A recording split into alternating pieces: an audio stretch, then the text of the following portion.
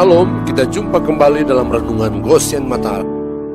Haleluya, saudaraku yang dikasihi dan diberkati Tuhan. Renungan pagi hari ini bertema waspadalah dengan kesuaman rohani. Bacaan firman terambil dari Wahyu pasal 3 ayat 15 dan 16 dalam terjemahan firman Allah yang hidup. Demikian firman Tuhan. Aku tahu benar keadaan kalian. Panas tidak, dingin pun tidak. Aku ingin kalian panas atau dingin. Tetapi karena kalian suam-suam saja, aku akan meludahkan atau memuntahkan kalian dari mulutku. Tiap tahun di Australia, ratusan orang terkena penyakit pneumonia atau radang paru-paru karena terinfeksi bakteri Legionella yang sangat senang berkembang biak dalam air yang suam-suam kuku. Mereka yang fisiknya lemah sangatlah rentan dengan penyakit ini, bahkan bisa meninggal. Karena itu, pemerintah menganjurkan agar meminum air panas dari keran yang mempunyai temperatur setidaknya 60 derajat Celcius, sehingga bisa mematikan bakteria yang mungkin berkembang biak di situ. Air keran yang suam-suam kuku sebaiknya tidak diminum, tetapi air yang dingin boleh diminum langsung dari keran. Mata air panas dipercaya dapat mengobati penyakit, sementara mata air dingin memberikan kesegaran. Jemaat di Laodikia sebenarnya jemaat yang tidak berkekurangan dari segi materi. Mereka adalah orang-orang yang sukses, memiliki segala fasilitas yang serba modern dan canggih karena mereka mampu untuk mengadakannya. Tetapi mengapa Tuhan menegur jemaat di Laodikia ini secara tajam dan keras seperti itu? Apakah kekurangan mereka? Ternyata karena jemaat ini didapati Tuhan suam-suam kuku, tidak panas ataupun tidak dingin. Jemaat ini belum berhasil untuk hidup benar. Kehidupan iman mereka mengalami stagnasi, tidak maju dan juga tidak mundur. Diam di tempat, bagai sebuah barang, mereka hanya tampak indah dari bungkusnya, tetapi busuk isinya, miskin, buta, dan telanjang. Orang-orang Kristiani di Laodikia tidak menjadi sumber penyembuhan bagi penyakit rohani dan tidak juga memberikan kesegaran bagi orang-orang yang letih. Mereka adalah orang-orang yang suam-suam kuku dan tidak menjadi penolong bagi yang lain. Suam-suam kuku adalah keadaan yang tidak dapat diterima di mata Tuhan. Orang yang suam-suam kuku tidak bersemangat, tidak bergairah bagi Tuhan. Hatinya tidak dibakar oleh kasih kepada Tuhan. Orang Kristen yang setengah-setengah hati dalam mengikut dan melayani Tuhan. Perhatikanlah apa yang dikatakan oleh Rasul Paulus di dalam 2 Korintus pasal 13